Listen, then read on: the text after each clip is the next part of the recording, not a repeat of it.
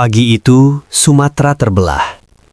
Air datang bukan lagi seperti hujan biasa, tapi seperti tembok yang ambruk dari langit. Di balik banjir, selalu ada cerita tentang manusia.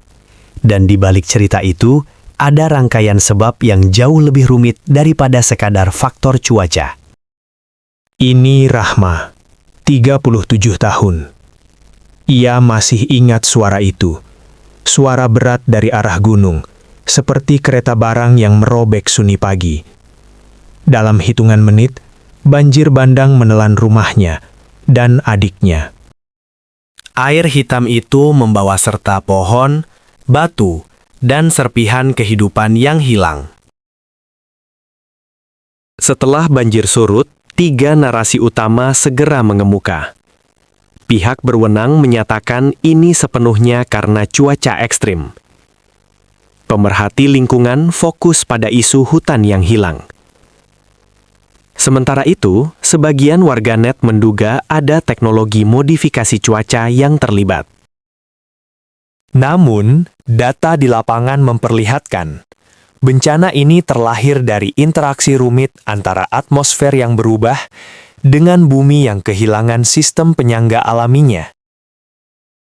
Army Susandi, pakar klimatologi ITB, menyebut kejadian ini sebagai anomali atmosfer. Siklon yang biasanya mati di garis ekuator, kini ia bertahan dan menghantam daratan. Siklon senyar terbentuk sangat dekat dengan garis lintang 0 derajat. Sebuah anomali yang nyaris tak pernah tercatat sebelumnya. Pemicu utamanya, kenaikan signifikan suhu permukaan laut, peningkatan uap air, dan terbentuknya area tekanan rendah yang sangat cepat. Di tempat Rahma tinggal, kami menelusuri arus banjir hingga hulu. Rerumputan rebah ke satu arah.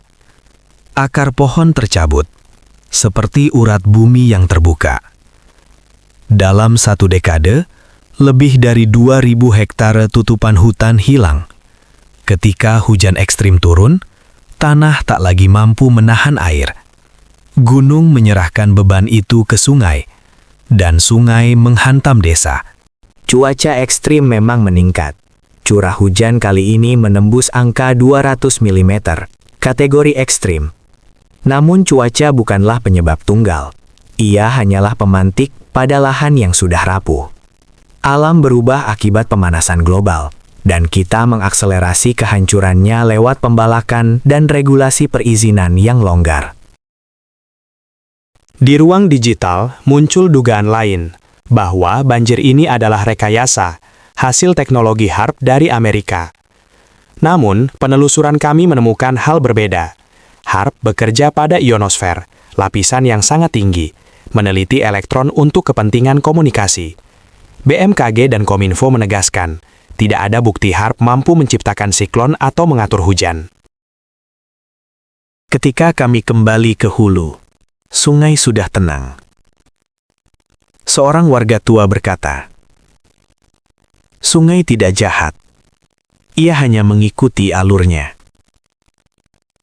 Banjir ini lahir dari cuaca ekstrim, tetapi diperkuat oleh tangan manusia. Alam tidak membalas. Ia hanya mengingat. Dan ketika ingatan itu menumpuk terlalu lama, ia datang kembali dalam bentuk bencana. Seperti pagi yang meretakkan Sumatera. Investigasi ini dibuat untuk mengingatkan bahwa bencana bukan hanya datang dari langit, melainkan juga dari keputusan yang kita biarkan terjadi di bumi.